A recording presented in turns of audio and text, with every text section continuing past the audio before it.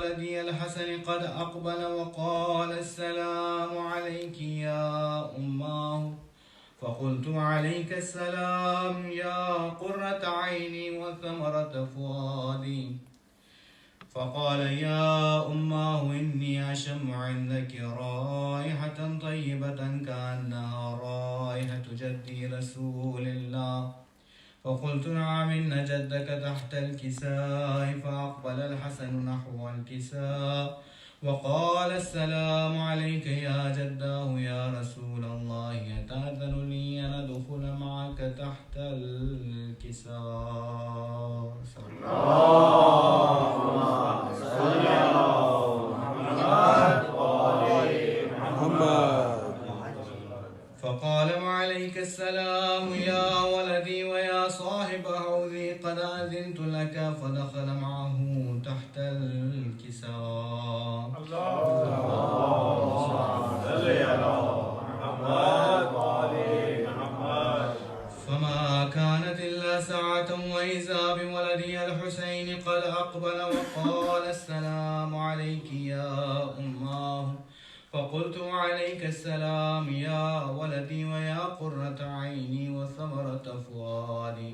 فقال لي يا أماه إني أشم عندك رائحة طيبة كأنها رائحة جدي رسول الله. فقلت نعم إن جدك وأخاك تحت الكساء. فدنا الحسين نحو الكساء وقال السلام عليك يا جده والسلام عليك يا من اختاره الله. أتأذن لي أن أدخل معك تحت الكساء؟ فقال وعليك السلام أمتي قد أذنت لك. فدخل معهما تحت الكساء.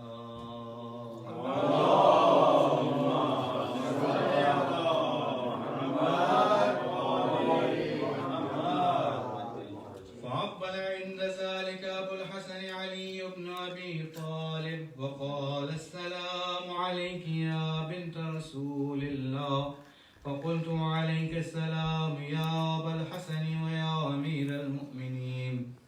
فقال يا فاطمة إني أشم عندك رائحة طيبة كأنها رائحة أخي وابن عمي رسول الله.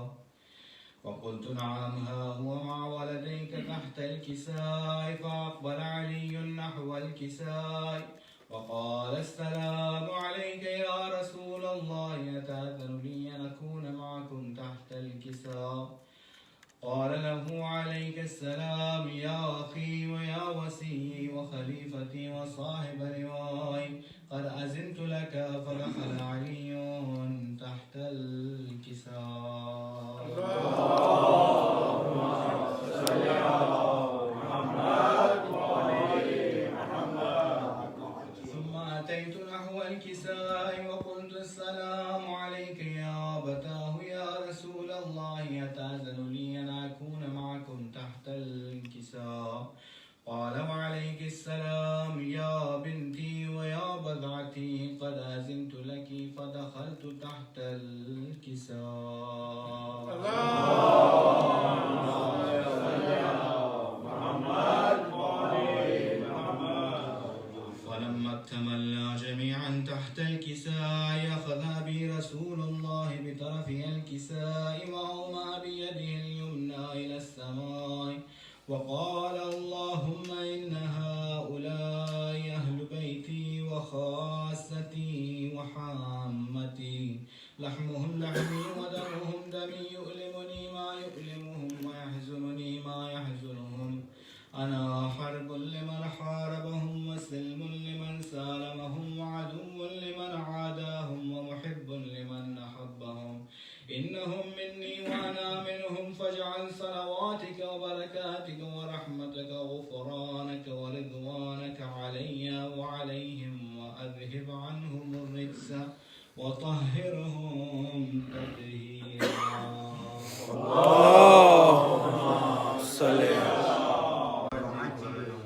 فقال الله عز وجل يا ملائكتي ويا سكان السماوات إني ما خلقت سماء مبنية ولا أرضا مدحية ولا قمرا منيرا ولا شمسا مضيا ولا فلك يدور ولا بحر يجري ولا فلك يسري إلا في محبة هؤلاء الخمسة الذين هم تحت الكساء. فقال الأمين جبرائيل يا ربي ومن تحت الكساء؟ فقال عز وجل هم أهل بيت النبوة ومعدن الرسالة، هم فاطمة وأبوها وبعلها وبنوها. اللهم صل على محمد وآل محمد. فقال جبرائيل يا ربي أتأذن لي أن أهبط إلى الأرض لأكون معهم السادسة؟ فقال الله نعم قد أذنت لك. فهبط الأمين جبرائيل وقال السلام عليك يا رسول الله. العلي الأعلى يقرأك السلام ويخصك بالتحية والإكرام ويقول لك وعزتي وجلالي إني ما خلقت سماء مبنية ولا أرضا منحية ولا قمرا منيرا ولا شمسا مذية ولا فلكا يدور ولا بحرا يجري ولا فلكا يسري إلا لمحبتكم وقد أذن لي أن أدخل معكم فهل تأذن لي يا رسول الله؟ فقال رسول الله وعليك السلام يا أمين وحي الله إنه نعم قد أذنت لك. فدخل جبرائيل معنا تحت الكساء. اللهم صل على محمد وآل محمد. فقال علي لأبي يا رسول الله أخبرني ما لجلوسنا هذا تحت الكساء من الفضل عند الله. فقال النبي صلى الله عليه وآله والذي بعثني بالحق نبيا واستفاني بالرسالة نجيا ما ذكر خبرنا هذا في محفل من محافل أهل الأرض وفيه جمع من شيعتنا ومحبينا إلا ونزلت عليهم الرحمة وحفت بهم الملائكة واستغفرت لهم إلى أن يتفرقوا. فقال علي عليه السلام إذا والله فزنا وفاز شيعتنا ورب الكعبة.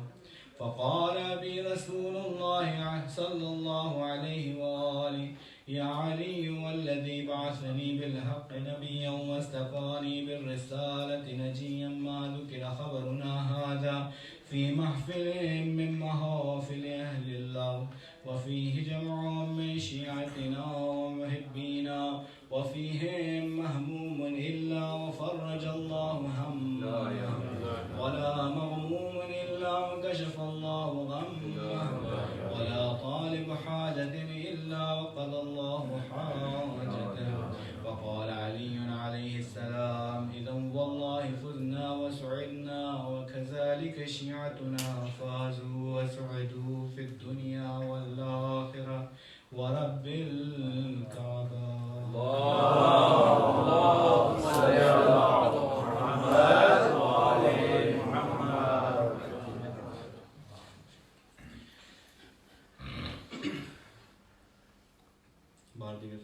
اللهم صل على محمد وآل محمد.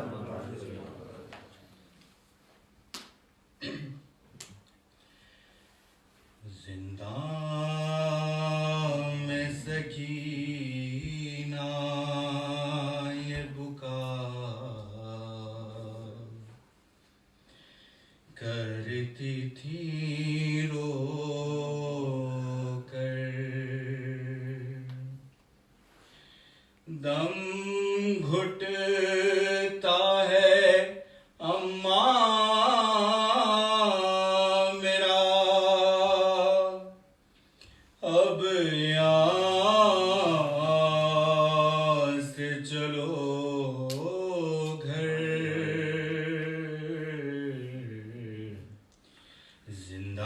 زندان میں سکینہ یہ بکا کرتی تھی رو کر. کیا اندھیرا ہے سجھائی نہیں دیتا کچھ بھی. ہاتھ رکھتا نہیں اماں میرے سر پر کوئی. اور چند روز میں مر جاؤں گی میں گھٹ گھٹ کر. دل رخسار کے کانوں کا لہو تازہ ہے. کچھ میرے درد کا اماں تمہیں اندازہ ہے. رات دن روتی ہوں کر دے کوئی بابا کو خبر. زندان میں سکینہ یہ بکا کرتی تھی رو کر. خون بھرا کرتا بدل دو میرا پیاری اماں.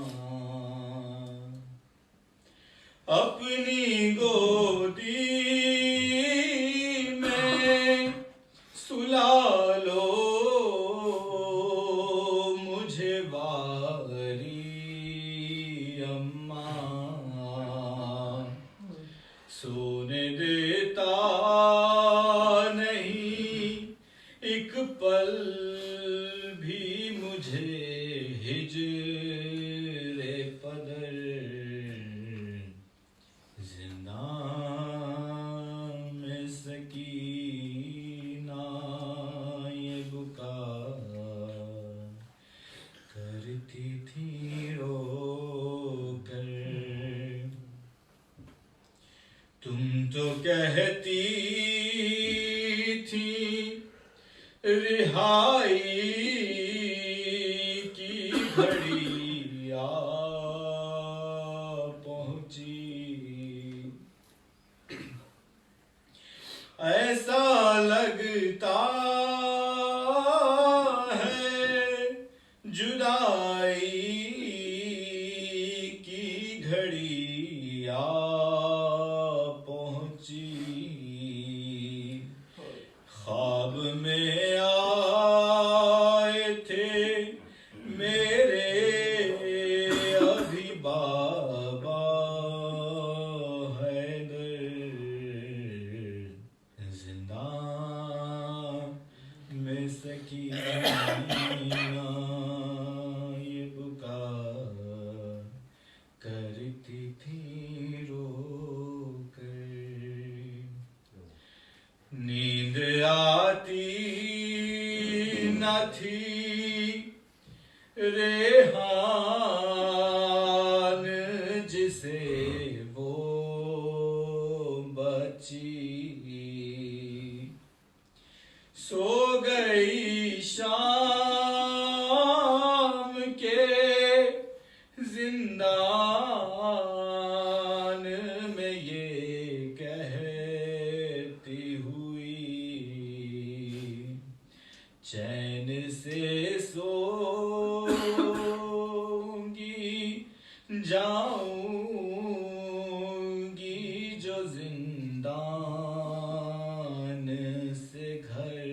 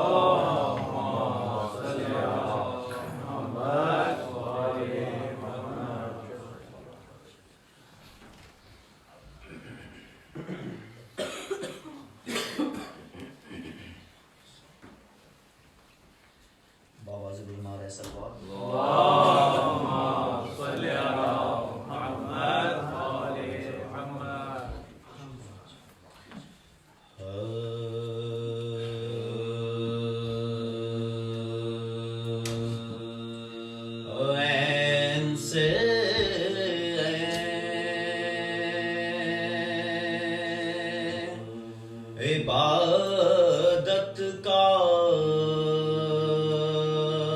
جو سرانجام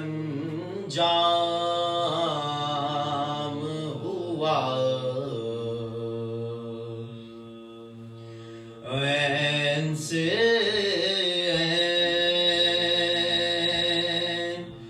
عبادت کا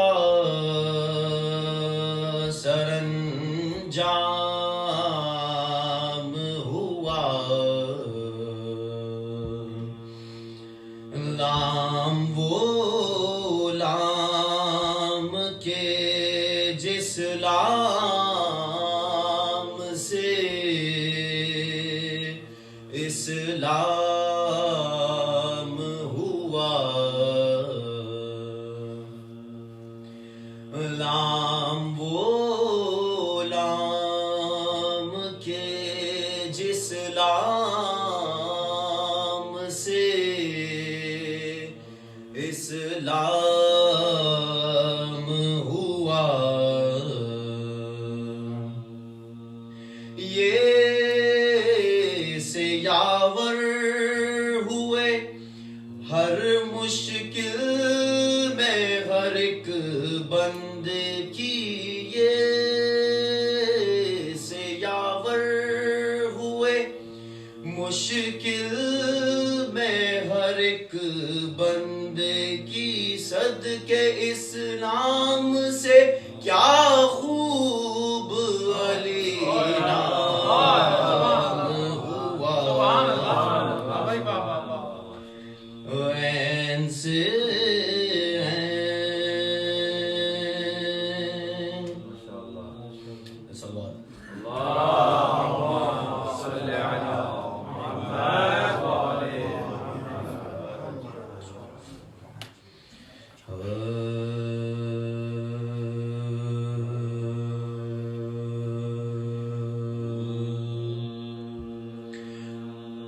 ایک دور سلامی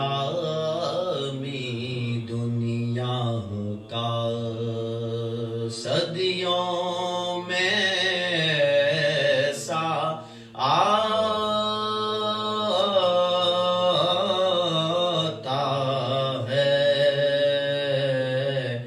ایک دور سلامی دنیا کا صدیوں میں ایسا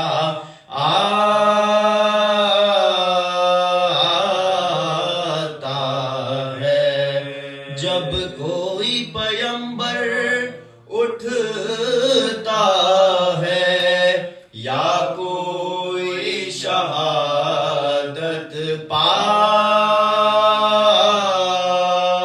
پاتا ہے ایک دور سلامی دنیا کا اے نہر فرات اے نہر فرات افسوس کر اپنی قسمت پر اے نہر فرات اے نہر فرات افسوس کر اپنی قسمت پر کوثر کا ساقی آج تیرے ساحل سے پیاسا جاتا ہے ایک دور سلامی دنیا کا انسان تیرے پتھر دل میں کیوں درد نہیں انسانوں کا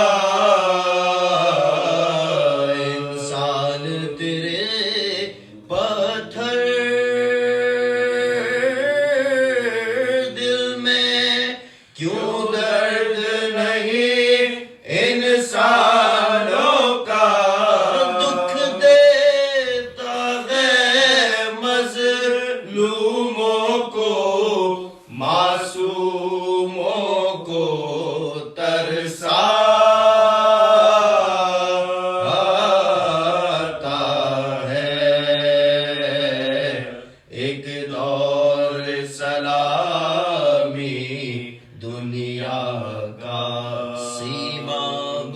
نظر آتی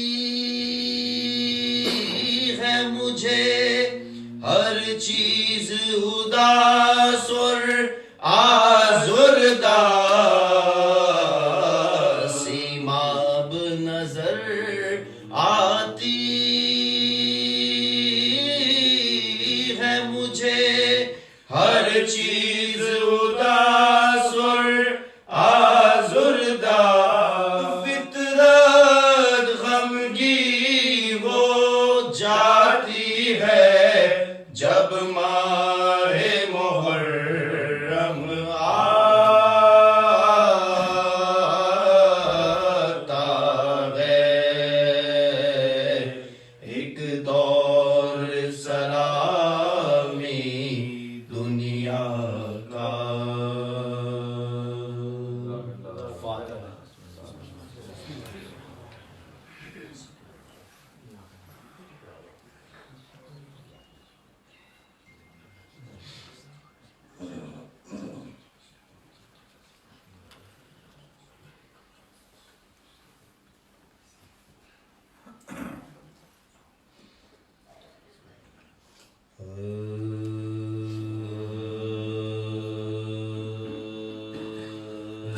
زندان میں جب دختر شبیر مر گئی زندان میں جب کہ دختر شبیر مر گئی دنیا سے دفعتاً سفر خلد کر گئی کنبے کے دل پہ داغ جدائی کا دھر گئی گل پڑ گیا حسین کی عاشق گزر گئی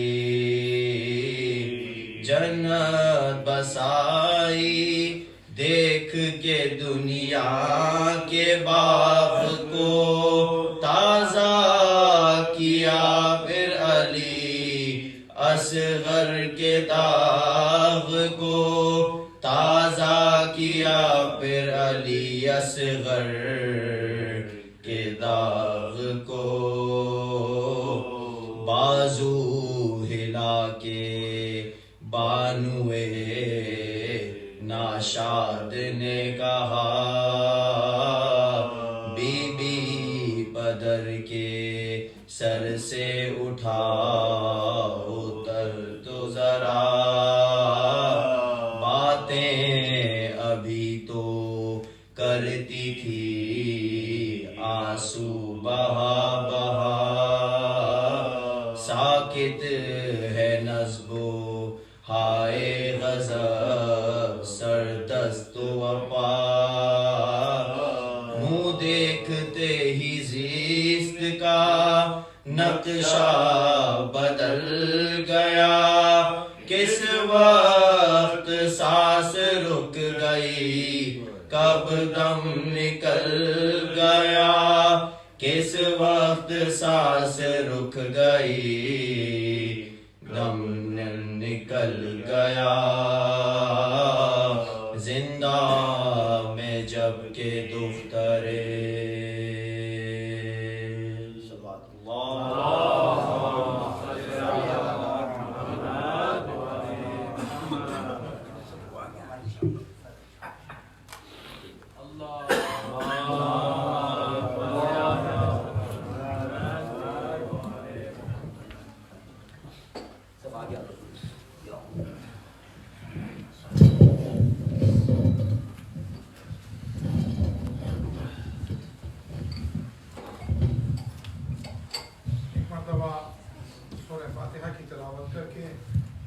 اموات مومنین مومنات شہدائے اسلام حاضرین کے مرحومین بانی مجلس کے مرحومین بالخصوص مرحوم علامہ حافظ کفایت اور دیگر تمام اموات کو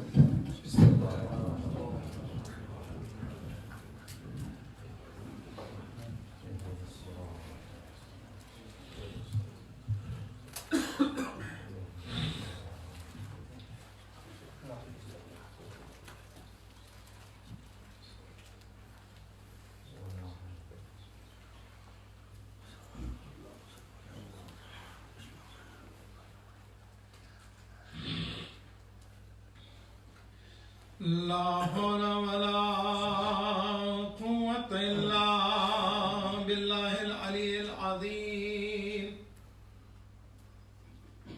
حسبنا الله ونعم الوكيل نعم المولى ونعم النصير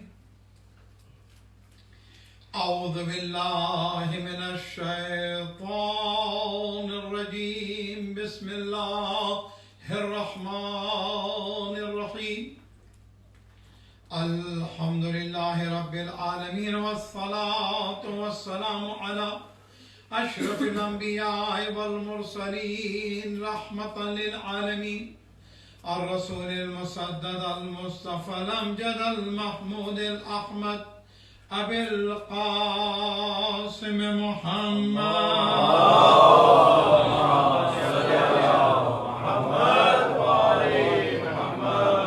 وآله الطيبين الطاهرين المعصومين المظلومين المنتجبين أما بعد فقد قال الله تبارك وتعالى في كتابه الحكيم وفرقانه الحميد وقوله الحق بسم الله الرحمن الرحيم كيف تكفرون بالله كنتم أمواتا فأحياكم ثم يميتكم ثم يحييكم ثم إلينا ترجعون صلوات اللهم صل على محمد وآل محمد. خداوند تعالیٰ آپ کی سزاداری کو قبول کرے توفیقات میں اضافہ کرے اور ہمیں مقاصد اور اہداف حسینی کو سمجھنے کی اور اسے دوسروں تک منتقل کرنے کی توفیق دے. مسلسل مجلسوں کا سلسلہ ہے اور پچھلے 3 دنوں میں کئی میری جو مسلسل مجلسیں تھیں میں نے معذرت کی مگر میری اس عادت ہے کہ اس وقت کی مجلس میں پڑھ رہا ہوں اور اسی فرش سے جو کہ شفا اور رحمت کا فرش ہے انشاءاللہ تمام مومنین کے لیے اور ساتھ میں اپنی وائف کے لیے اپنی اہلیہ کے لیے بھی اسی فرش سے سوال کروں گا اور انشاءاللہ ملے گا. کیونکہ احباب ہمیشہ یہ کہتے رہے کہ 24 گھنٹے جب بھی ہم نے 3 بجے رات کو فون کیا یا 2 بجے رات کو فون کیا جب بھی کہا تو آپ حاضر ملیں. تو یہ تمام خدمات کے پیچھے یقیناً جو سب سے بڑی طاقت اور توانائی ہے وہ میری وائف کی ہے اور یہ سفر میرا شاید ان کے تعاون سے ہی جاری رہ سکے گا انشاءاللہ تعالیٰ. ایک مرتبہ ان کی سلامتی کے لیے دیگر تمام مریضوں کی سلامتی کے لیے بلند ترین صلوات پڑھیے گا. اللهم صل على محمد وآل محمد. میں نے قرآن مجید کے سورہ بقرہ کی آیت نمبر 28 کی میں نے تلاوت کی ہے کیونکہ بانی مجلس کے فرزند وسیم میاں کی خواہش تھی اور انہوں نے مجھ سے آج کہا کہ مولانا میسج کیا کہ رجت کے بارے میں ہماری اکثریت نہیں جانتی ہے اور جبکہ رجعت ہمارا بہت اہم ترین عقیدہ ہے. ہمارے کچھ عقائد ایسے ہیں کہ جو ہمیں امت مسلمہ سے ڈفرینشیٹ کرتے ہیں الگ کرتے ہیں. ان میں سے ایک عقیدہ رجعت بھی ہے. اس سے پہلے کہ میں رجعت کے تعلق سے قرآن کی کوئی آیت کا مطلب اس کا تو ترجمہ ابھی کیے دیتا ہوں کسی اور آیت کی طرف اشارہ کروں اور اس کے بعد علماء کے نظریات اور رجعت کے وقت کی کیفیت اور اس سے پہلے کی کیفیت بیان کروں. یہ بتاتا چلوں کہ جس طرح سے حدیث ہے صادق آل محمد امام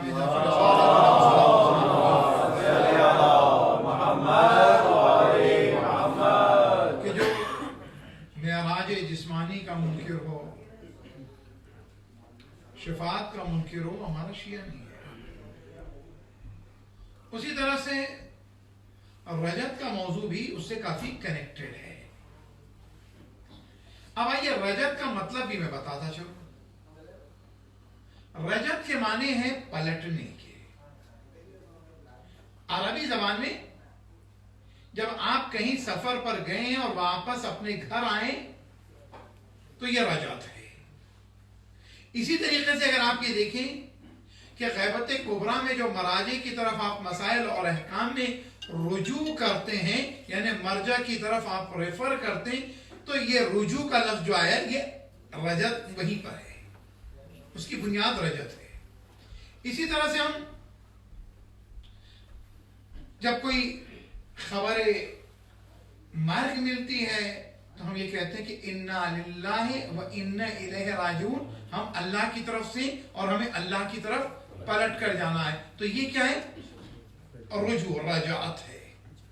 لیکن جب ہم اپنے عقائد میں رجعت کہتے ہیں تو رجعت کا مطلب یہ نہیں ہے کہ ایک سفر سے کوئی پلٹ کر آئے، گھر سے پلٹ کر آئے، اسپتال سے پلٹ کر آئے، کسی ملک سے پلٹ کر آئے، حج سے پلٹ کر آئے، زیارت سے پلٹ کر آئے، تعلیم حاصل کر کے وہاں سے پلٹ کے آئے. جب ہم اپنے عقائد میں رجعت کہتے ہیں تو رجعت اس زمانے کو کہا جاتا ہے کہ جب امام کا ظہور ہوگا تو امام کے ظہور کے وقت کچھ اچھے پلٹائے جائیں گے، کچھ برے پلٹائے جائیں گے. روایات 4000 سے 40000 تک کی تعداد بتاتی ہے.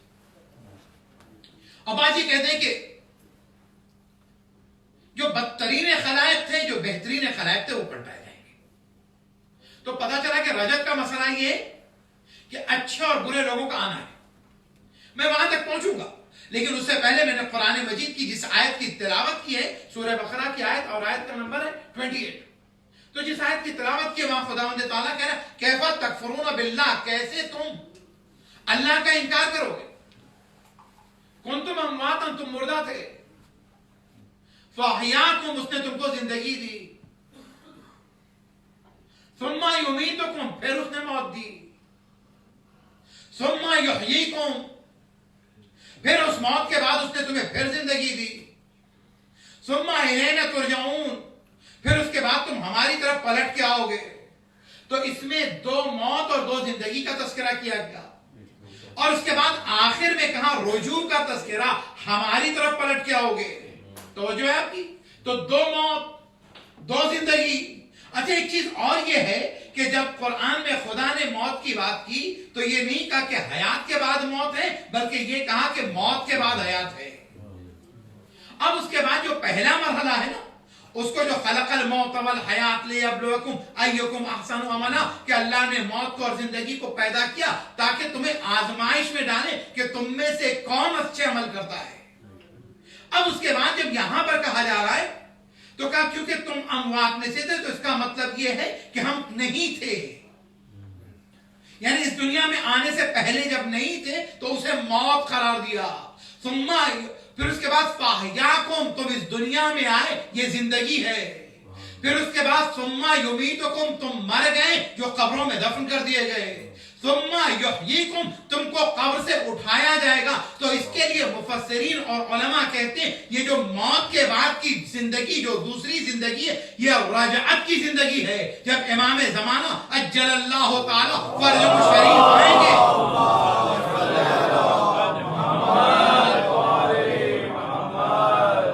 ایک مدد سے بہتر بلند تر سلوات پڑھیے گا.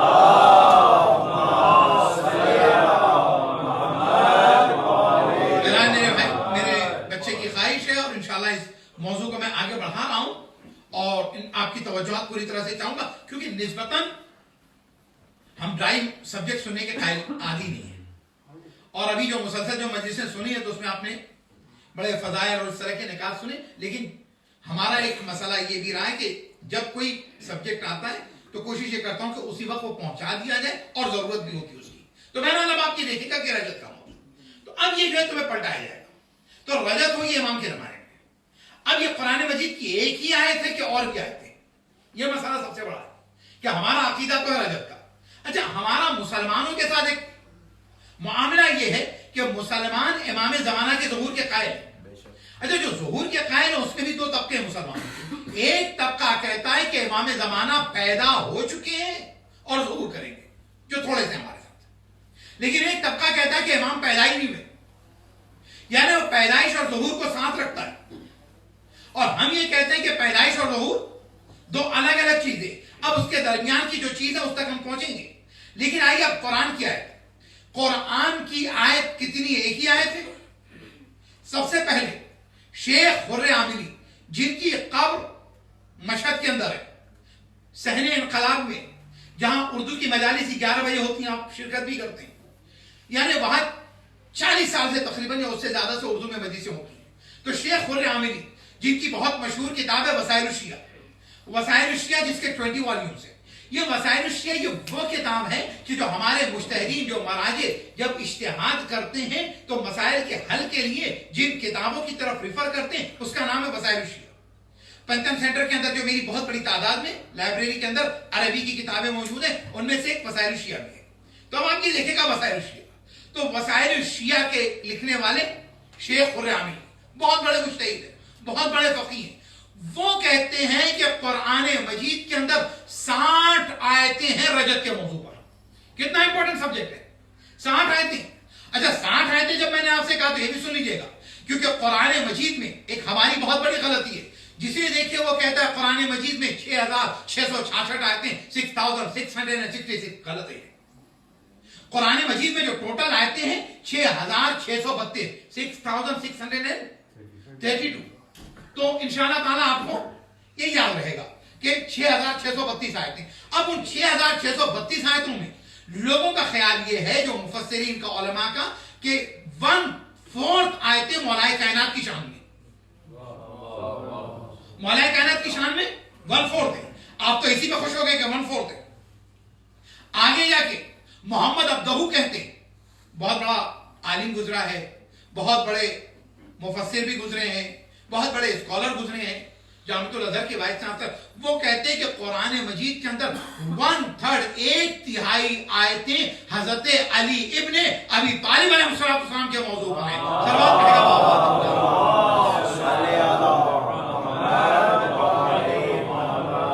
جبکہ قرآن مجید میں تاریخ بھی ہے، قرآن مجید میں فقہ بھی ہے، قرآن مجید میں احکام بھی ہیں، قرآن مجید میں موعظہ بھی ہے، قرآن مجید کے اندر بہت سی چیزیں موجود ہیں. اب لا ردی والا یابسین کافی ہے نا یہ کہنے کے لیے کہ ہر خشک و تر قرآن مجید میں موجود ہے. لیکن علامہ شیخ خر عاملی کے نزدیک قرآن میں 60 آیتیں رجت کے موضوع پر ہیں. کم ہی ہے. کتنا امپورٹنٹ سبجیکٹ ہے. 60 آیتوں کا مطلب یہ کہ نیئرلی کتنا پرسنٹ ہوگا قرآن کا؟ کوئی جواب آئے گا کسی کی طرف سے؟ 1%، تقریباً 1% ہو گیا. اب آئیے دوسری طرف جائیں. ان کے بعد علامہ شیخ خر عاملی کے بعد آغا طبسی کہتے ہیں کہ قرآن مجید میں 70 آیتیں رجت کے موضوع پر. بہت بڑا نام شیعہ دنیا کا. یعنی یوں سمجھ لیں کہ انسائکلوپیڈیا جس نے دے دیا، اگر نہ ہوتے علامہ مجلسی تو آج جو ہمارے پاس جو سارا خزانہ ہے نہیں پہنچ سکتا. بہار الانوار علامہ مجلسی وہ لکھتے ہیں 120 آیتیں قرآن مجید میں رجعت کے موضوع پر ہیں. تو آپ نے اندازہ لگایا کہ رجعت کا موضوع کتنا امپورٹنٹ ہے. 120 آیتیں. اب آئیے احادیث کتنی ہیں. احادیث کے تعلق سے ملتا ہے کہ احادیث نقل کرنے والے راوی سن لیجیے گا، نریٹر. اچھا آج کے زمانے میں اگر ایک مجلس کے اندر لوگ آئے تھے اور اس کے بعد مجلس میں مولانا نے کیا پڑھا 60 لوگ نریٹ کریں تو بہت آسان ہے. وہ سوچے وہ زمانہ کہ جس زمانے میں اتنی بڑی تعداد نہیں ہے، وہ زمانہ کہ جہاں پر شیعہ قتل کیے جا رہے ہیں، وہ زمانہ کہ جہاں پر صرف نام علی اولاد کے قتل ہونے کا، خاندان کے قتل ہونے کا، گھر کے تباہ ہونے کا، قبیلے کے تباہ ہونے کا سبب بن سکتا تھا صرف نام علی. اس زمانے کے اندر 60 راوی روایت کریں اور وہ کہیں کہ رجعت عقائد میں سے ہے، نبی سے اور امام سے روایتیں نقل کریں. تو سوچیں کتنا اہم ترین موضوع ہے. پھر اس کے بعد 60 راوی تو ہیں اور علماء کی ایک بڑی تعداد ہے جو سینکڑوں میں، اور اس کے بعد یہ 600 روایات بعض نے لکھی اور بعض نے آگے جا کر 6000 تک روایتیں لکھی ہیں اس موضوع کے اوپر. تو آپ اندازہ لگائیں کہ 60 راوی ہوں اور اگر 600 روایات بھی مان لیں تو کتنی روایات ہوگی رجت کے موضوع پر. تو رجت کی امپورٹنس سمجھ میں آ گئی. اب آئیے اگر رجت کی امپورٹنس سمجھ میں آ گئی، میں ساری آیتیں تو نہیں پڑھوں گا، ایک آیت اور پڑھنے جا رہا ہوں اور آگے بڑھوں گا. آپ کی توجہات چاہوں گا، مل کے صلوات پڑھے گا بآواز بلند.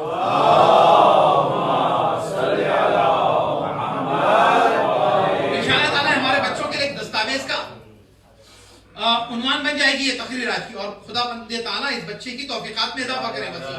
تو بہرحال جو ہے اب آپ یہ دیکھیں وسیع بنگش نے درخواست کی تھی جو بانی مجلس ہیں، ایک مرتبہ صلوات پڑھے گا بآواز ہے.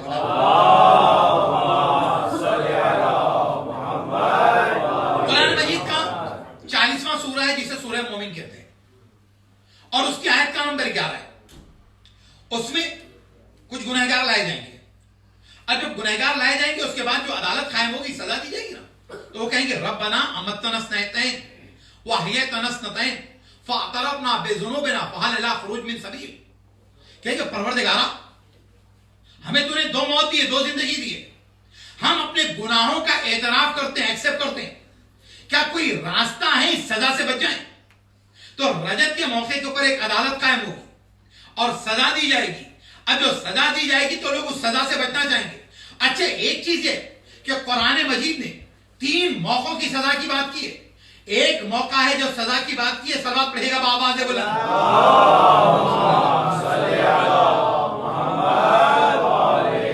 ایک موقع جو سزا کی بات کی ہے کہ جو لوگ مر جائیں گے نا، تو مرنے کے بعد جب دفن کیا جائے گا انہیں قبر میں، جب قبر میں دفن کیا جائے گا تو ایک مرتبہ وہ خدا بند تعالیٰ سے کہیں گے کہ رب ارجعونی لعلی اعمل صالحا فیما ترکت، پروردگارا ہمیں واپس ہی دنیا میں پلٹا دے. فرشتوں کا سوال جواب نہیں دے پائیں گے، اس کے بعد سزا نہیں برداشت کر پائیں گے، جو عمل ترک کیے تھے انہیں انجام دے.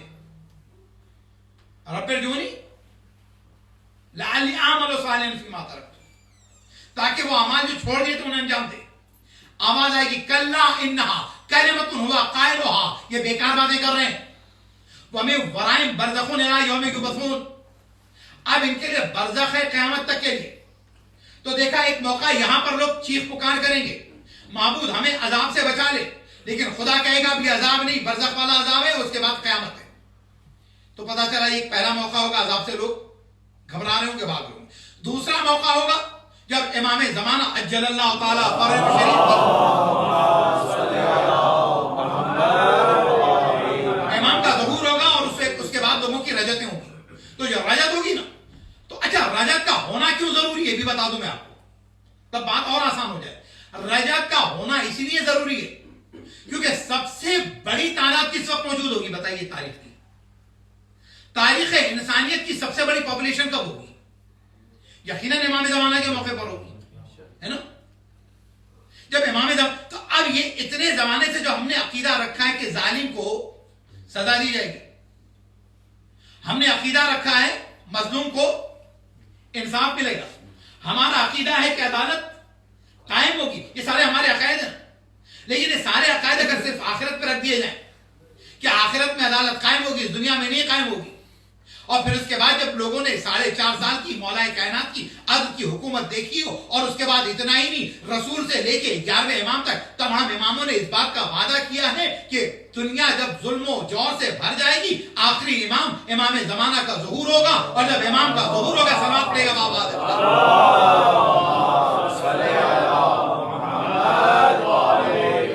تو جب امام کا ظہور ہوگا تو دنیا کو عدل و انصاف سے بھر دیں گے. اتنا نہیں بلکہ ہمارے پچھلے تمام اماموں نے دعائیں بھی کی ہیں، پروردگارا آخری حجت کے ظہور میں تاخیر کر تاکہ ان کی آمد کے ساتھ دنیا میں عدل و انصاف کا قیام ہو سکے، امر آسان ہو سکے، عدالت قائم ہو سکے، ظلم کا بدلہ لیا جا سکے، مظلومین کو انصاف مل سکے. آپ جمعے کی صبح میں دعائیں ندبہ پڑھتے ہیں تو اس میں بھی کہتے ہیں این الطالب بدم المقتول بکربلا، کہاں ہے وہ جو کہ کربلا کے شہیدوں کا انتقام لے گا. تو پتہ چلے سارے آپ کے عقائد میں سے. تو اب ایسی ایک حکومت کا ہونا ضروری ہے. تو پتہ چلا 2 عدالتیں قائم ہوں گی.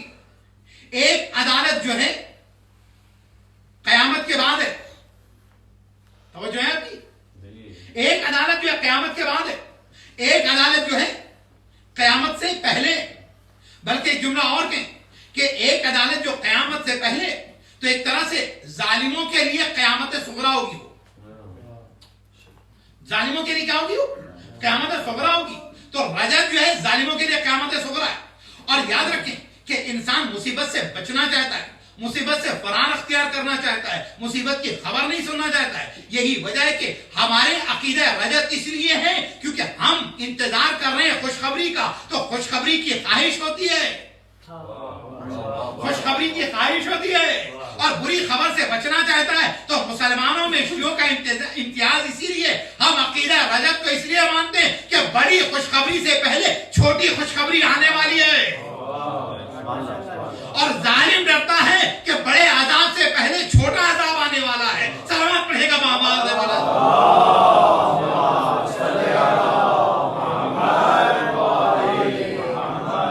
مرد سے بہتر بلندر صلوات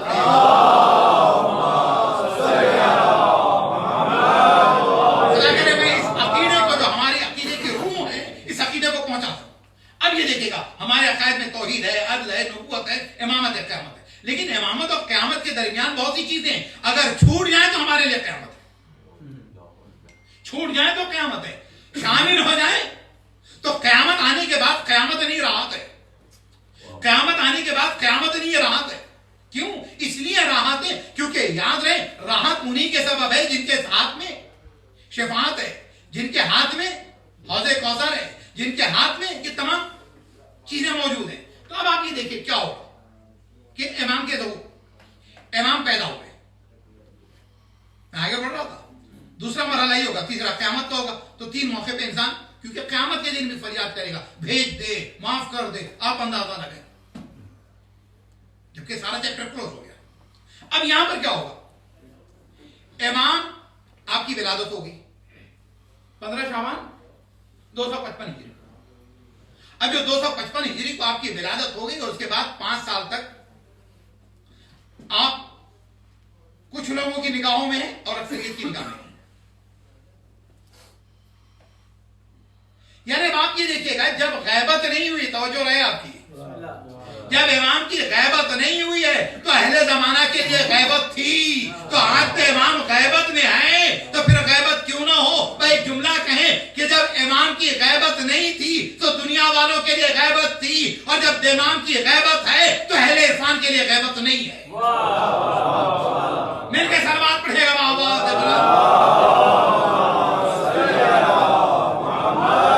اہل عرفان کے لیے، اہل معرفت کے لیے غیبت نہیں ہے۔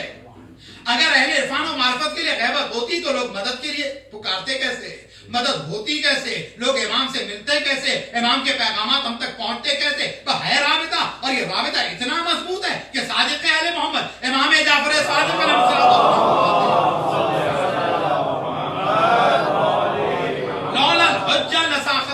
علیہ اگر زمین حجت خدا سے خالی ہو جائے نا تو اہل زمین کو نگل جائے گی۔ تو عزیزو اہل زمین کو زمین نے نگلا نہیں، کیونکہ زمین کے اوپر کوئی ابو تراب موجود ہے۔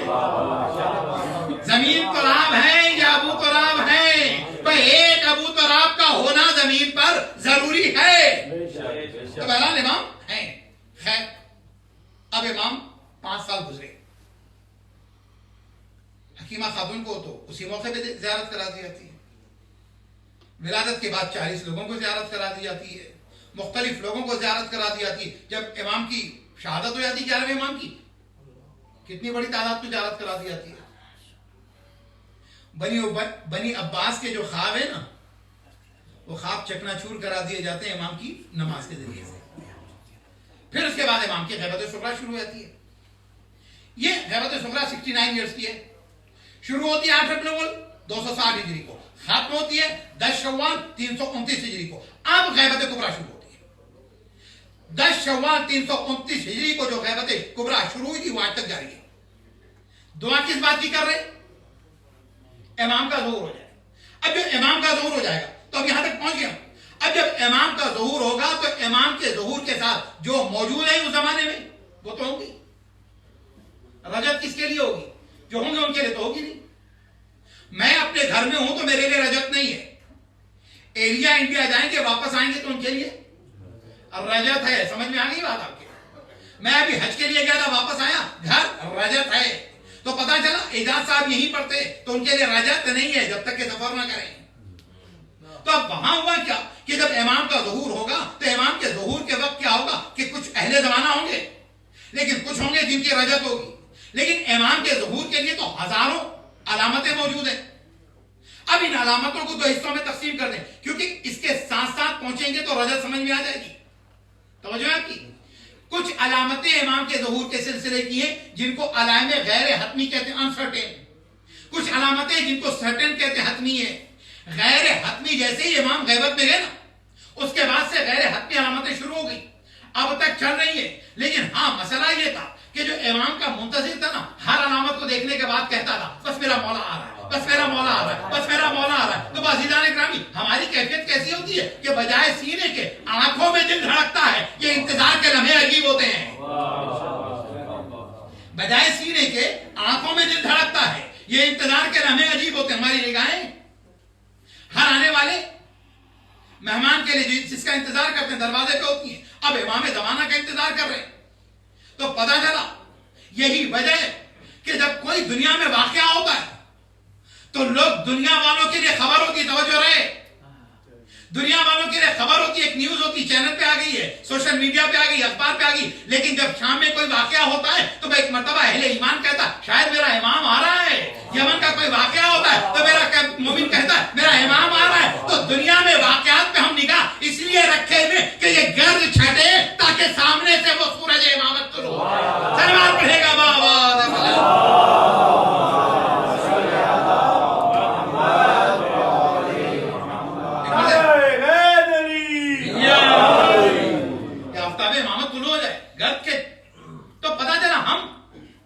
دنیا کے واقعات کو کس طرح سے دیکھتے ہیں. ہمارے لیے دنیا کے واقعات بہت ہیں. تو اب یہ کہ امام ظہور کرے گی تو علامے غیر حتمی سمجھ میں آ گئی تھاؤزنڈز میں, ان کو بیان کرنے کا وقت نہیں. 6 علامتیں جو حتمی ہے, سرٹن سائنس ہے.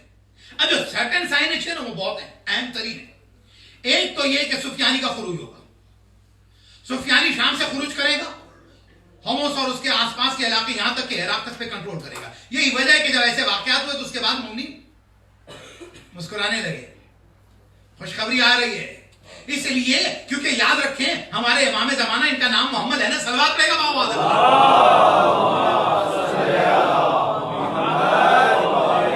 امام کا نام محمد ہے, امام کی کنیت ابو القاسم ہے.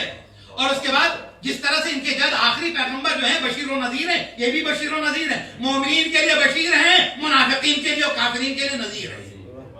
تو لہذا انتظار کر رہے ہیں ہم سب. تو اب کیا ہوگا؟ سفیانی کا خروج ہوگا. اچھا سفیانی خروج کرنے کے بعد بڑی تباہی مچائے گا.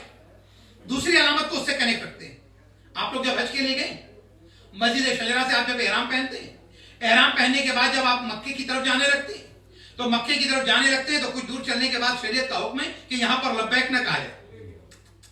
توجہ رہے آپ کی عزیزان گرامی, یہاں پر لبیک نہ کہا جائے. کہا یہ کون سی جگہ ہے؟ کہا یہ وہ جگہ ہے وادی بیضا ہے. کہا یہ وادی بیضا کیا ہے؟ کہا وادی بیضا وہ ہے کہ جہاں سے سفیانی کو جب خبر ملے گی کہ امام زمانہ کا ظہور ہو گیا ہے تو وہ مکے کی طرف بڑھے گا امام کو قتل کرنے کے لیے. جب امام کو قتل کرنے کے لیے بڑھے گا تو اس جگہ کے اوپر پہنچے گا اور یہیں پر جا کے وہ اور اس کا لشکر دھس جائے گا. تو پتا چلا کہ ہمیں یہ بھی دیکھنا ہے کہ لبیک کب کہنا ہے, کہاں کہنا ہے, کس کے لیے کہنا ہے. اور ہم تو اتنے باشناس لوگ ہیں, اتنے باشناس لوگ ہیں کہ عزیزان گرامی ایک احرام جب پہنتے ہیں تو احرام پہنتے وقت دیکھتے ہیں کب کہنا ہے, کہاں کہنا ہے. ہم مسلمانوں کو دیکھتے ہیں جب حرم کی طرف جاتا ہے تو لبیک کہتا نہیں ہے, جب شیطان کو کنکریاں مارنے جاتا ہے تو لبیک کہتا ہے.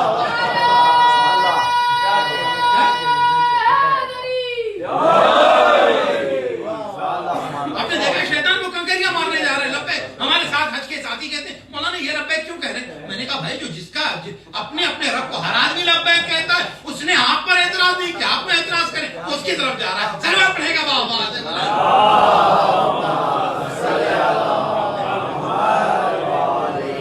اس کا لبیک اللہم لبیک وہیں پر ہے. تو بہن کیا فضی جانے گا تو کیا دوسری علامت وادی بیضا, دھس جائیں گے, ختم ہو جائیں گے. عجیب ایک چیز ہے, اگر میں پچھلی حدیث کی طرف پلٹوں نا تو پھر بات سمجھ میں آ جائے. وہ کیا؟ چھٹے امام نے جو کہا کہ اگر امام زمانہ نہ ہو زمین اہل زمین کو نکل جائے, یہ ہے تو امام زمانہ ہوں گے اس کے بعد کیسے نکلے گی؟ کہا اگر امام زمانہ نہ ہو تو بھی زمین نکلتی ہے, اور اگر عقیدہ امام زمانہ نہ ہو تو بھی زمین نکل جاتی ہے. صلوات پڑھے گا بابا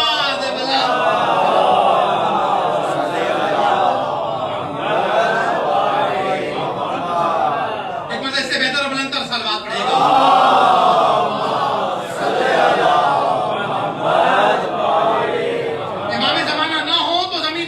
عقیدہ امام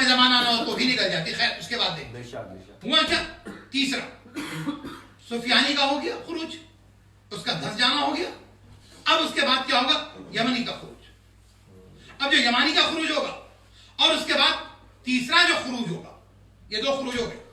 پہلا والا سفیانی کا جو خروج ہے نا وہ تو دشمن کا ہے, پھر اس کے بعد یمانی کا جو خروج ہے چاہنے والوں کا ہے, اور تیسرا جو خروج ہے وہ خراسانی کا خروج ہے, یہ چاہنے والوں کا. اچھا خدا نے وہاں پہ بھی بیلنس رکھا ہے, دو دشمن خارج ہوں گے نکلیں گے اور دو چاہنے والے ہوں گے.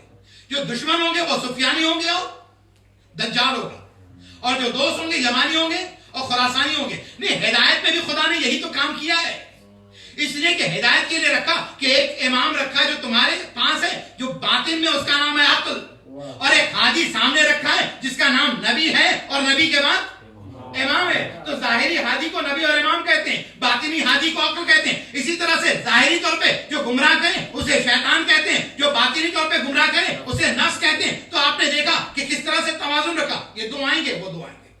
اچھا یہ تینوں کا خروج ہوگا, روایت ہے صادق آل محمد امام جعفر صادق علیہ السلام, ان تینوں کا خروج جو ہے سفیانی کا, خراسانی کا اور یمانی کا ایک ہی دن ہوگا. روایت کہتی ہے کہ دجال جو ہے نا وہ امام زمانہ علیہ السلام کے ظہور کے بعد وہ نکلے گا. ہاں لیکن دجالی فکر تو نکل چکی ہے, دجالی نظریہ نکل چکا. اس کے ساتھ ایک چیز اور, امام کے ظہور کی بات کریں, 4 یہ ہو گیا. پانچویں چیز, 4 یہ اور پانچواں یہ اس کا کہ دھنس جانا. چھٹی چیز یہ ہے کہ آسمان سے آواز بلند ہوگی کہ امام کا ظہور ہو گیا. اب جو امام کا ظہور ہو گیا تو روایت میں بیان کر چکا ہوں میں, اس کی طرف نہیں جانا چاہتا مگر بہت مختصر.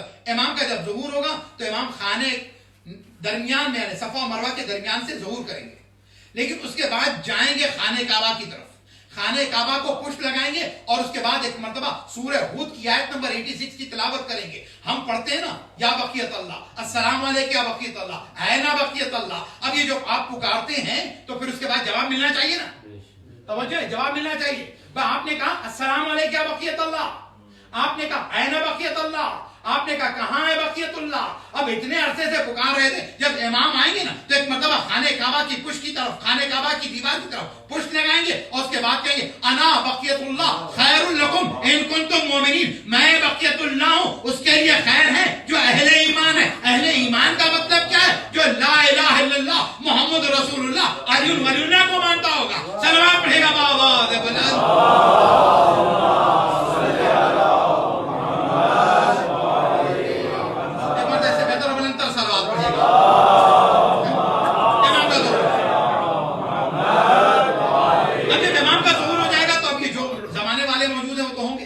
اب ہوگی رجتیں. اب جو رجتیں ہوں گی نا تو میں نے کہا کہ 4000 یا اس سے زیادہ بہترین خلائق اور بدترین خلائق. پیغمبر بڑے بڑے آئیں گے. کون سے آئیں گے؟ حضرت یوشع آئیں گے, حضرت دانیال آئیں گے, حضرت خضر آئیں گے, حضرت عیسیٰ آئیں گے. حضرت عیسیٰ نے اپنی عمر کے 33 ایئرز گزارے, باقی 7 سال امام زمانہ کے ساتھ گزاریں گے. لیکن پہلا دن اتنا اہم ترین ہوگا, بیعت امام کے ہاتھوں پہ عیسیٰ کریں گے, نماز امام کے پیچھے پڑھیں گے, 7 سال امام کی قیادت میں کفر سے جنگ لڑیں گے. توجہ ہے آپ کی؟ تو یہ حضرت عیسیٰ پیغمبر. پھر اس کے بعد اصحاب بھی بہت سے آئیں گے, بڑے بڑے اصحاب آئیں گے. ان میں کون ہے؟ کہ سلمان آئیں گے.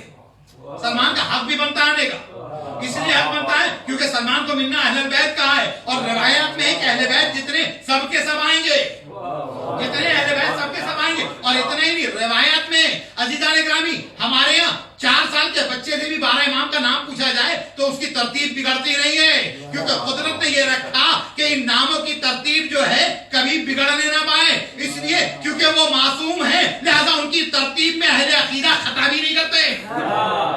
مل کے سلوات پڑھے گا بآواز بلند.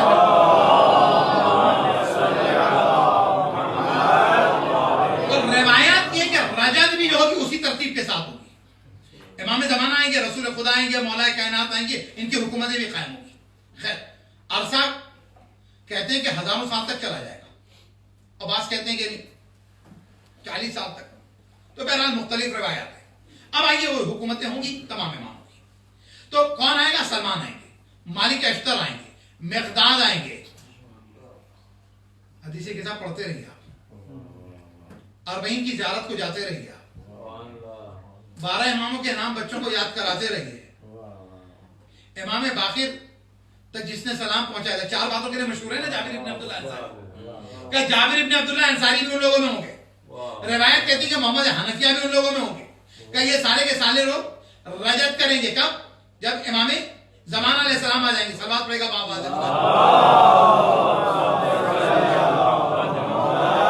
اب مسئلہ یہ لوگ سارے بڑے بڑے لوگ ہیں، ہم نے تو وہ زمانے بھی نہیں پائے، ہم رجت کریں گے نہیں کریں گے؟ ہمارے اختیار میں امام نے دے دیا، چھٹے امام نے دے دیا، صادق آل محمد امام جعفر ہے، صادق علیہ السلام.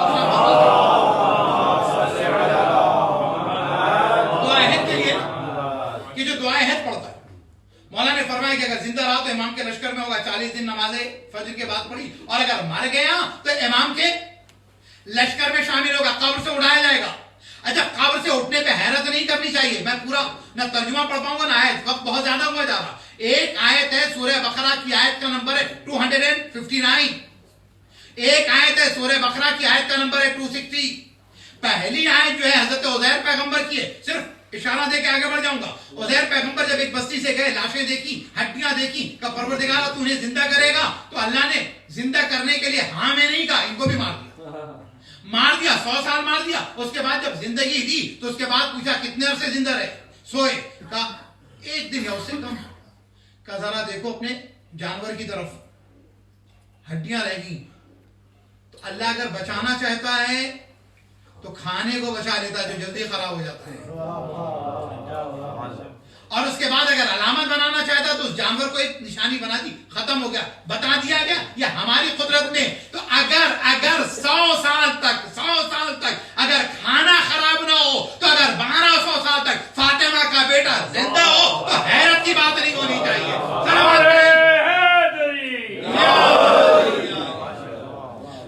جو جس عقیدے پہ ہوگا، لوگ شیطان کے عمر تو ماننے کے لیے تیار ہیں، رحمان کے نمائندے کے عمر ماننے کے لیے نہیں تیار ہیں. سروات رہے گا بابا.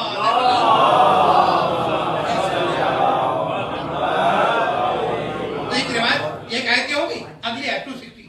حضرت ابراہیم علیہ السلام جب اس خالہ ابراہیم یاد کرو اس وقت جب ابراہیم نے کہا رب ارنی کیف تحیی الموتیٰ، پروردگار مردوں کو کیسے زندہ کرے گا. یہ آیت کا ترجمہ سب نے پڑھا، پس منظر معلوم بیک گراؤنڈ.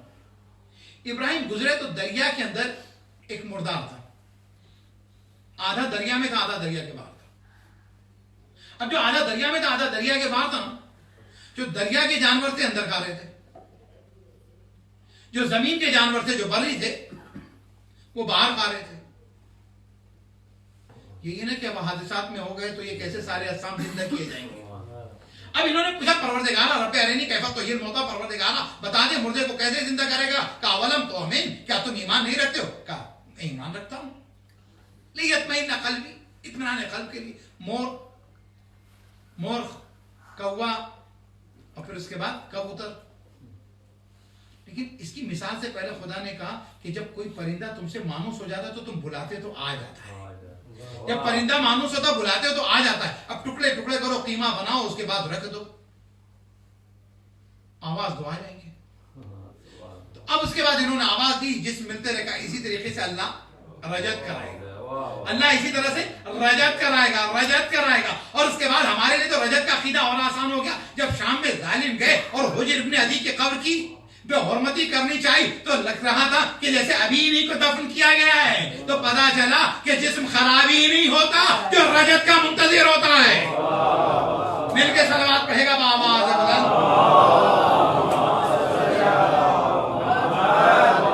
تو رجت کے منتظر کا جسم خراب نہیں ہوتا، جسم باقی رہتا ہے. اللہ اکبر. خیر، بلکہ صادق آل محمد کے پاس کوئی آیا، اس نے کہا کہ 4 پرندے کیا تھے، اس کا نام بتا دیجیے.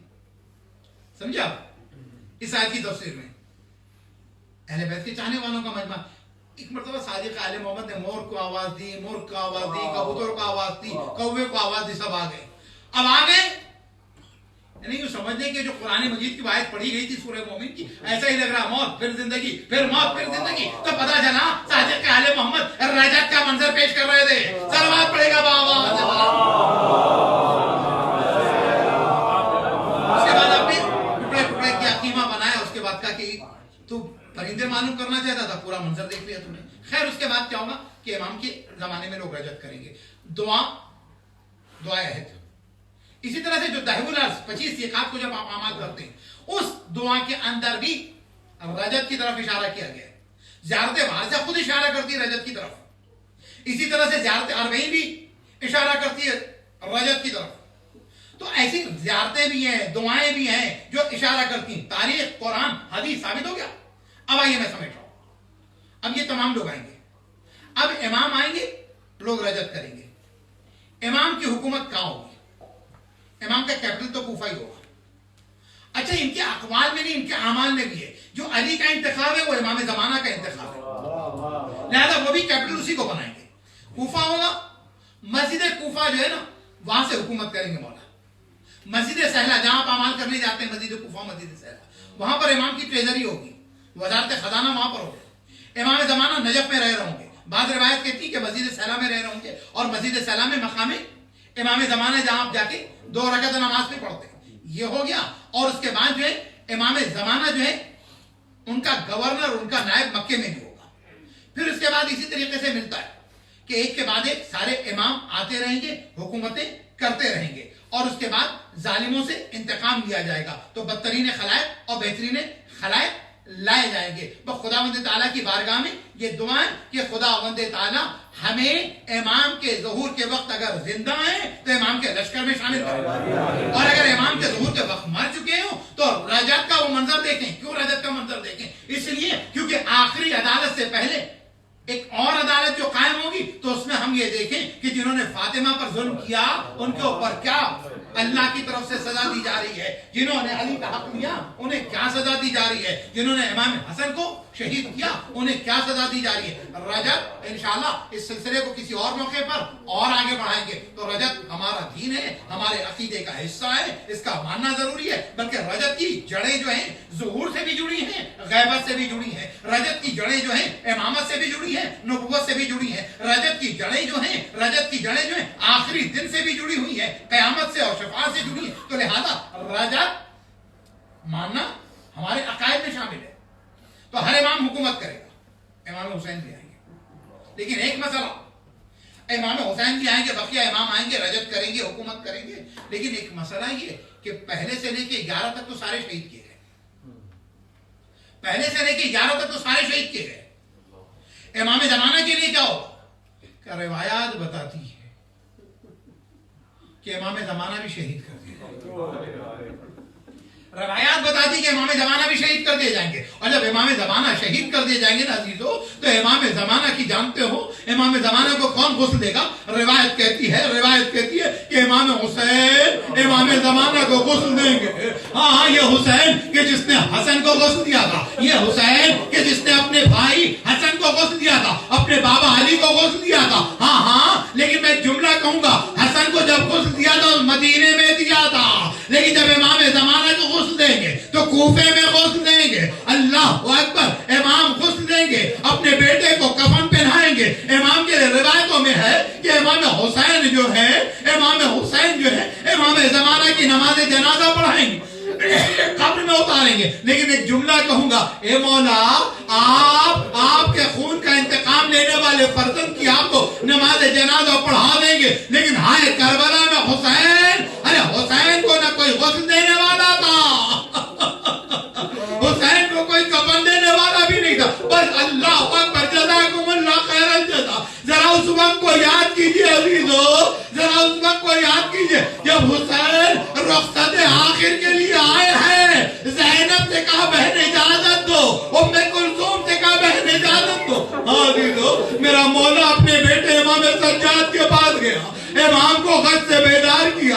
امام نے غش سے آنکھیں کھولی. راوی کہتا ہے کہ امام اپنے بابا کو پہچان نہ سکے. راوی کون ہے؟ یہ راوی خود میرا آپ کا آقا مولا امام زمانہ ہے.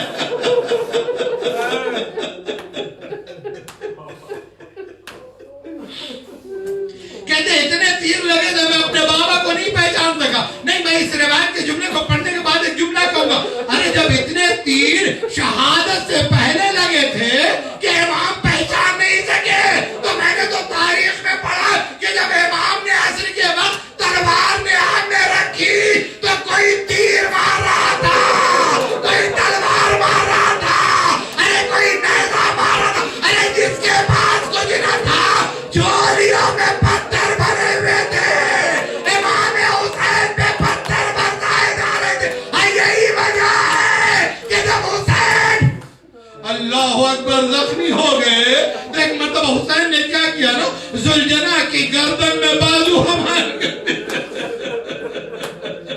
ذوالجناح کی گردن میں بازو ہمارے کر دیے اور اس کے بعد امام نیچے آنا چاہتے ذوالجناح نے کیا کیا گھٹنے زمین پہ ٹیکے اس کے بعد ذوالجناح نے گھٹنے زمین پہ ٹیکے اپنے آپ کو ایک مرتبہ زمین کی طرف لیٹا دیا تاکہ امام زمین پر آ جائے میں ایک جملہ کہوں گا ذوالجناح سے اے ذوالجناح ارے تجھے اتنا حسین کا خیال ہے میں ذرا عباس کی سواری سے کہوں گا ارے ذرا عباس کا بھی خیال کرنا شان قلم ہو چکے ہیں ارے گھوڑے سے عباس منہ کے بلانے کو ہے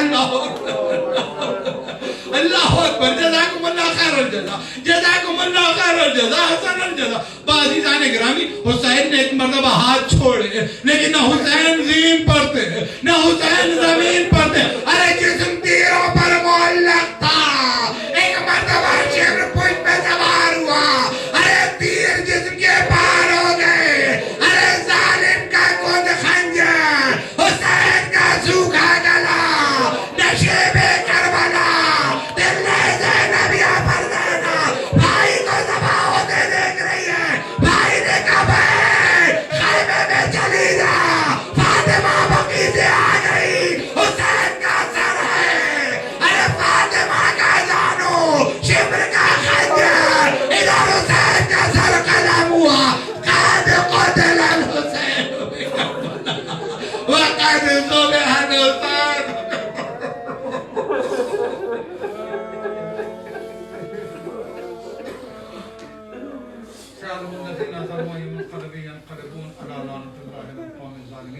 روایات میں ہے کہ اختنم الدعا عند الرقہ جب تم پر رقت طاری ہو جائے تو دعا کے لیے سے غنیمت وقت سمجھو آئیے میرے ساتھ 5 مرتبہ کریمہ مجید کی تلاوت کرنے بسم اللہ الرحمن الرحیم اما یجیب المضطر اذا دعاہ یکشف السوء اما یجیب المضطر اذا دعاہ یکشف السوء اما یجیب المضطر اذا دعاہ یکشف السوء اما یجیب المضطر اذا دعاہ یکشف السوء اما یجیب المضطر اذا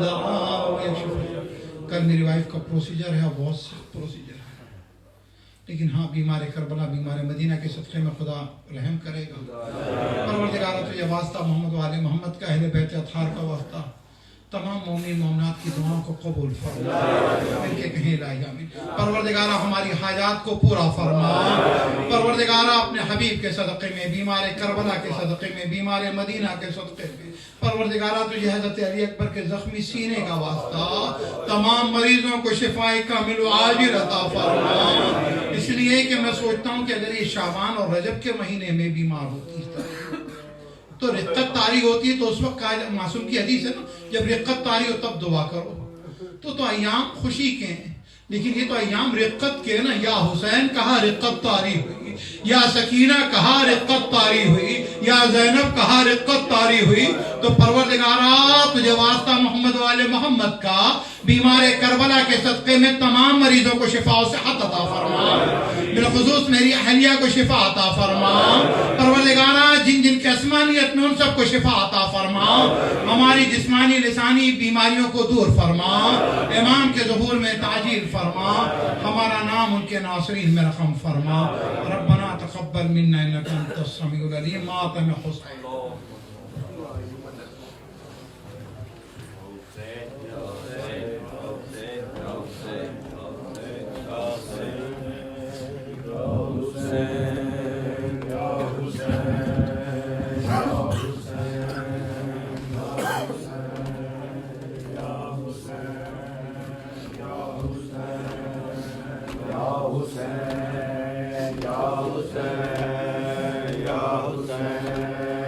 یا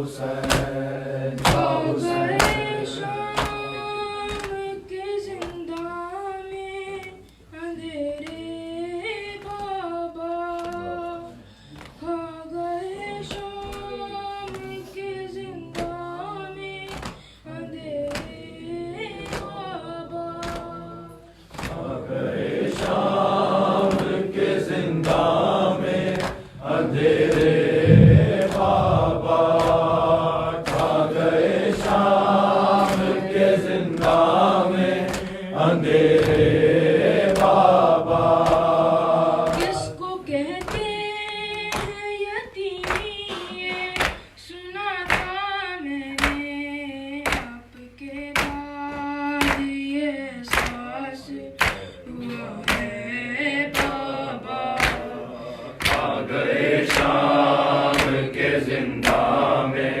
اندھیرے بابا کھا گئے شام کے زندان میں اندھیرے بابا آپ کے بعد یتیمی کی سزا پائی ہے اتنی تنہا ہوں کہ سارا ہے نہ پرچائی ہے رات رو رو کے گزرتی ہے تو دن ماتم میں قید خانے میں یوں ہی سال کٹا ہے بابا کھا گئے شام کے زندان میں اندھیرے بابا کھا گئے شام کے زندان میں اندھیرے بابا زندگی میری دکھوں سے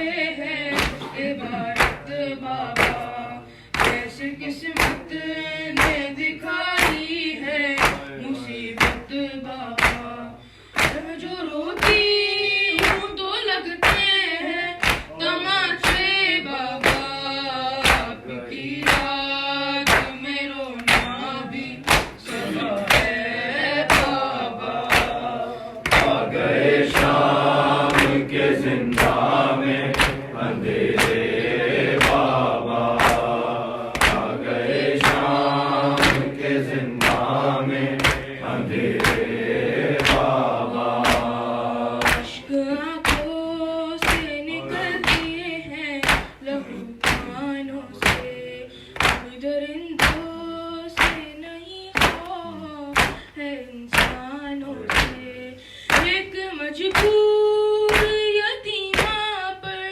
ستم ڈھاتے ہیں میری تقدیر میں دروں کی جفا ہے بابا کھا گئے شام کے زندان میں اندھیرے بابا کھا گئے شام کے زندان میں اندھیرے بابا آپ کی طرح سے روٹے ہیں اجالے بابا کون زندان سے اب مجھ کو نکالے بابا تو نے مانگا تھا دعاؤں میں خدا سے جس کو اب وہی بیٹی ہے زندان میں جفا ہے بابا کھا گئے شام کے زندان میں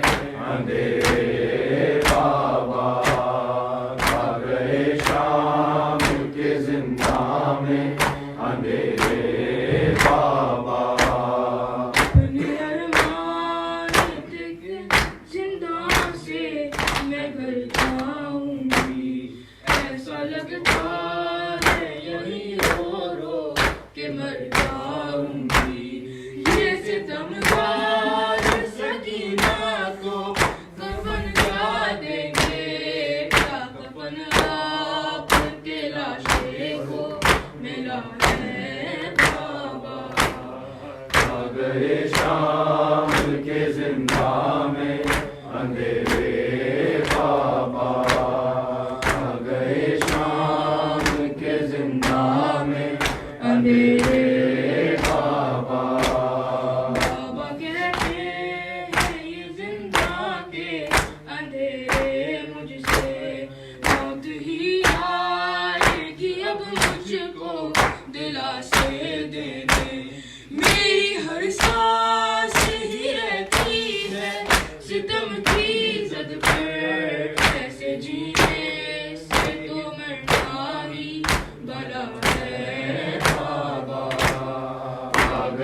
شام کے یا حسین یا حسین یا حسین یا حسین یا حسین یا حسین یا حسین کو پتھر کیوں آ رہے ہیں اما فضا بتا دے مجھ کو پتھر کیوں آ رہے ہیں اما فضا بتا دے مجھ کو پتھر کیوں آ رہے ہیں اما فضا بتا دے مجھ کو پتھر کیوں آ رہے ہیں اما فضا بتا دے مجھ کو پتھر کیوں آ رہے ہیں کیسا ہے یہ چراغا دل ڈوبے جا رہے ہیں کیا شام آ گیا ہے اما فضا بتا دے مجھ کو پتھر کیوں آ رہے ہیں اما فضا بتا دے مجھ کو پتھر کیوں آ رہے ہیں ہونے لگی اذانیں کیسے سروں کو ڈھانپے بازو بندے ہوئے ہیں خون رو رہی ہے آنکھیں آنکھوں کے خون کے راستے خون میدان ہے کیا شام آ گیا ہے اما فضا بتا دے مجھ کو پتھر کیوں آ رہے ہیں اما فضا بتا دے مجھ کو پتھر کیوں آ رہے ہیں اے لوگ کس طرح کے ہم سے دعا کرائے اے کہ دیو دعا دو یہ دن ہم پہ آئے لے کر دعائیں ہم سے دل بھی دکھا رہے کیا شام آ گیا ہے اما فضا بتا دے مجھ کو پتھر کیوں آ رہے ہیں اما فضا بتا دے مجھ کو پتھر کیوں آ رہے ہیں میرے پہ رو رہا ہے مشکل کشا کا بیٹا محرموں کے لب پہ آیا ہے نام میرا مجھ کو کنیز کھا دے تو بھی رلا رہے کیا شام آ گیا ہے اما فضا بتا دے مجھ کو پتھر کیوں آ رہے ہیں اما فضا بتا دے مجھ کو پتھر کیوں آ رہے ہیں میزوں پہ جتنے سر ہیں کہ سر ہے ان میں ایسا کہ ہے بند اس کی اور خاک پہ ہے گرنا عباس کا یہ سر ہے تیور بتا رہے کیا شام آ گیا ہے اما فضا بتا دے مجھ کو پتھر کیوں آ رہے ہیں اما فضا بتا دے مجھ کو پتھر کیوں آ رہے ہیں کیسا ہے یہ چراغا